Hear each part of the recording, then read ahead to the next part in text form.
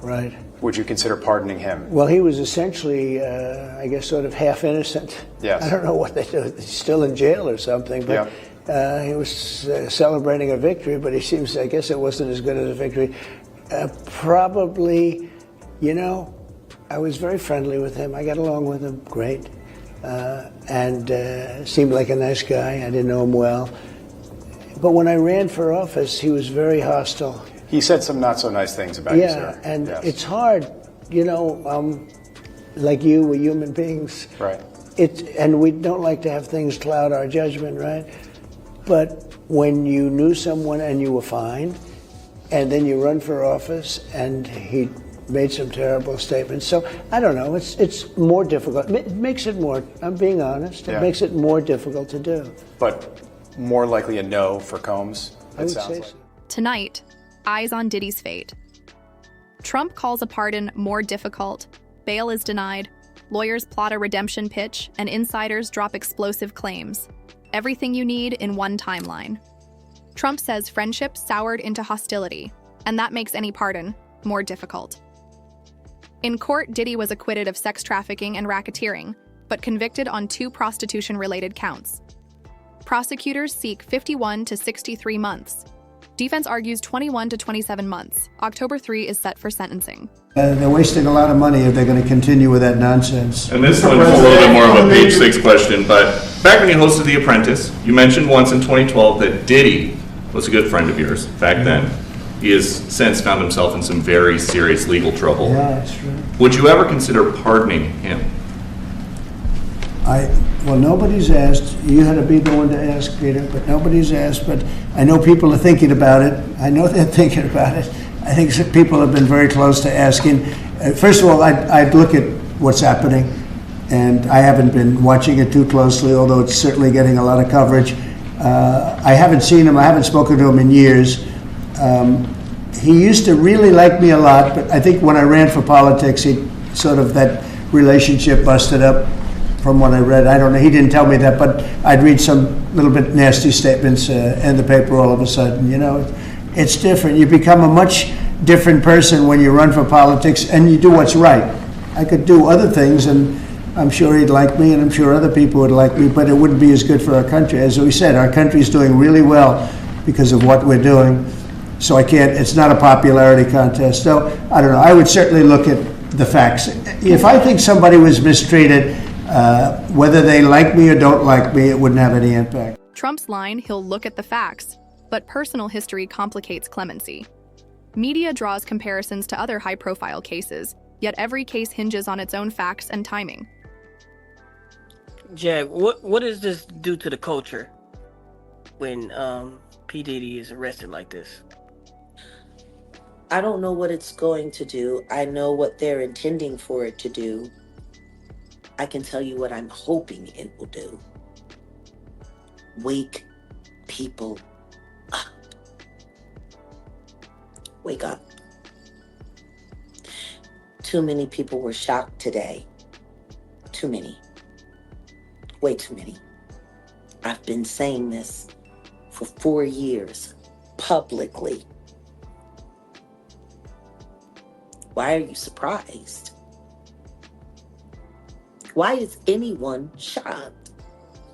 Why are people still questioning whether or not Diddy is the devil? Who offers to pay $75 million to get out of jail and they say, yeah, no, not enough? I mean, are we really thinking, everyone's talking about his potential bond fees and set bond amounts? Is nobody not looking at how astronomical these numbers are? When's the last American we heard of that needed more than $20 million to get out of jail? Right. Tekashi offered $3 million on, like for murder charges, and he offered $75 million for sex trafficking. So if you offer that amount of money and they say, yeah, no, we're going to put you in jail instead,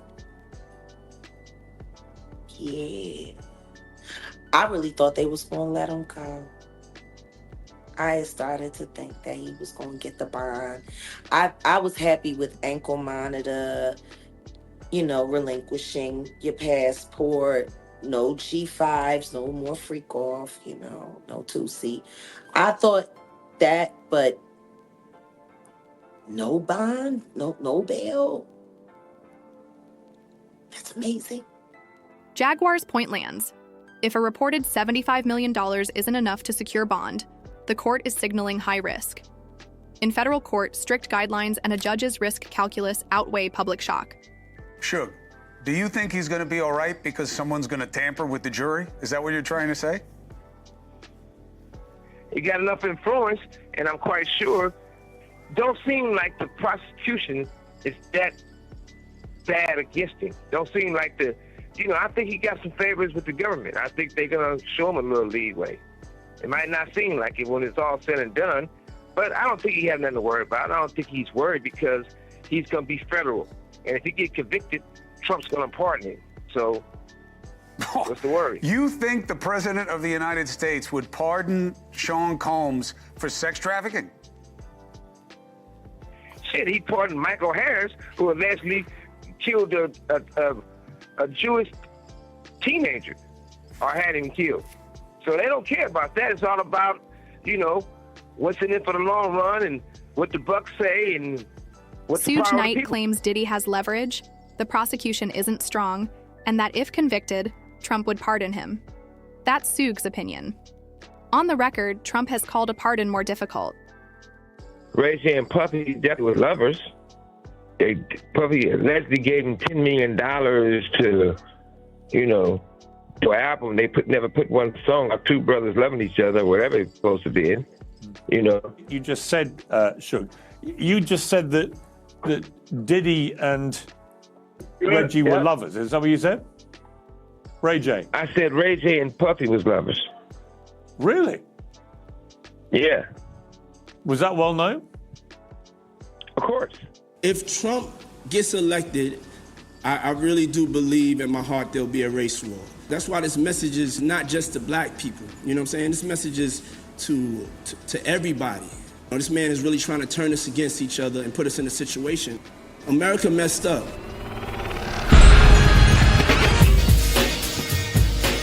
Me and you've been talking for a minute about, chopping it up and some real talk, you know what I'm saying, where it's not for the whole social media effect. Like when I look at the videos of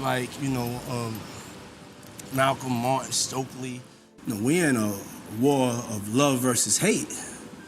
The number one priority is to get Trump out of office. The tribe of people that have the responsibility and really should be scared to death of this man is white people. Explain. If this man is elected, we're not standing by no more getting killed. We're not scared of anybody standing up and standing by. And so I'm launching one of the boldest movements that I've ever launched. And it's called Our Black Party. Okay. It's time for us to have our own black political party, unapologetically. Because right now, if you look at the debates, we're not even a part of the conversation. Not at all. We're not a part of the conversation. We don't have any political power. We don't have any political leverage of this time. We've never had a political party. We wasn't born Republican and Democrat. We don't even get we don't get talked about. We're not a topic of conversation. And we can stand by and keep on doing the same thing. Yes. Right now, let's stay focused on Trump. But let's start to fight for our futures. Let me ask you a question. Will voting prevent bloodshed? Meaning okay, we get Trump out. Will that prevent bloodshed? I think the only thing that will prevent bloodshed is if they stop killing us. I don't think that us as a people can handle one more hashtag. I know we're at the breaking point. There's a new Negro, and that new Negro, that new black person is not scared, is not fearful. They're not afraid to die. They understand that this is life and that violence has to be an option. What will give us some time to really step into the momentum of the unity and love. These clips show Diddy's public political stance, further straining relations with Trump. Well, that's right. Good morning. Good morning to everyone. A senior White House official declined to comment on, quote, speculation and told us any decision on pardons would come from the president himself. Combs' attorney, Mark Agnifilo, said he has not talked to the Trump administration about it. You mean to tell me that you really have nothing to do with a possible pardon right now? Nothing. I have nothing to do with a possible pardon. What is Sean Combs saying about the possibility of a pardon? I think he knows I'm not political. We've never discussed it other than I tell him what's in the news about it. But you know. And what's his reaction? Does he laugh? Does he say, let's look into it? What does he say? Go tell him that I need a pardon. Go tell him I deserve a pardon. That's what he said. So I tell him what the guidelines are, you know, and the guidelines are about 2 or 3 years. And I tell him, you know, the judge could go above the guidelines. Do you have any regrets in how you tried this case? It's a good question. Not really. I think that's what makes it. The rape we vehemently deny. And I know I respect that she said that. I don't think the jury concluded that happened. In terms of the drugs and the other stuff, I think that's what makes it a modern love story. I think she very much loved him, and I know he very much loved her. At Madison Square Garden, this interview was about an hour long. He also told us that Combs did want to testify. Obviously, he did not. That the sex videos, he believed, helped the defense, and said that those civil court costs are going to add up for him, and said, quote, but it's good. The judge showed us today, they talking about some bail hearing. They talking about, yo, we gonna, you know, cause he had 2 charges. I don't understand that people sitting there talking about, he gonna get probation. No, dummy. There's a mandatory federal guidelines that the judge has to go by. If he don't go by those federal guidelines and the prosecution don't agree with it, they can appeal what the judge ruling is. Can we get a bail? His mama go in there and she signed for $1 million bail and all that. He think he getting bail. And then the judge read some papers. This is how dumb people is. Why you think that's what's happening? He getting it. You know what it was? For him to go back to that jail, they let his mama sign and put up $1 million bond. He think he going home.